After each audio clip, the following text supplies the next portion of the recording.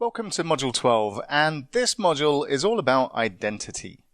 And we're finally going to add the ability for users to log in and register to our application, and we're going to add authorization to our application as well to protect the data. And let's take a look at what's coming up in this particular module. First of all, we're going to take a look at ASP.NET Core Identity and configure lists in our application. And ASP.NET Core Identity gives us a way to store our users, to sign in our users, and it allows us to authorize these users to our application or to controllers or to certain methods. It gives us a way of protecting our data. Also, what we're going to look at in this particular module is what we return after a user has authenticated to our application via ASP.NET Core Identity. And what we're going to return to the user is a JWT token that user will be able to use to say, hey, this is who I am, let me into the application. And what we're also going to look at in this particular section is adding an infrastructure project in addition to our other projects.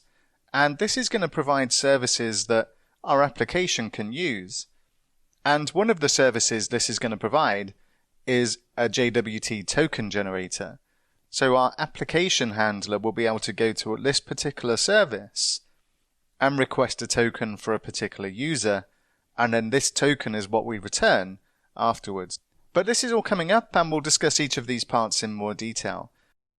So let's just take a quick look at a before and after and look at what we're trying to achieve here. Currently, before we implement any authentication, we simply don't have it, and anybody can access anything by using our API methods. And after we've implemented this, then we're going to have the ability to prevent unauthorized users from accessing the data on our server. They'll have to log in, they'll have to get a token, and then they'll have to send this token up with every request to our API. So this user can be authenticated before we send back the data for this particular user. And of course, we're going to be able to register new users to our application as well. And this is what we're aiming towards. But first of all, let's first discuss ASP.NET Core Identity and take a look at what this gives us.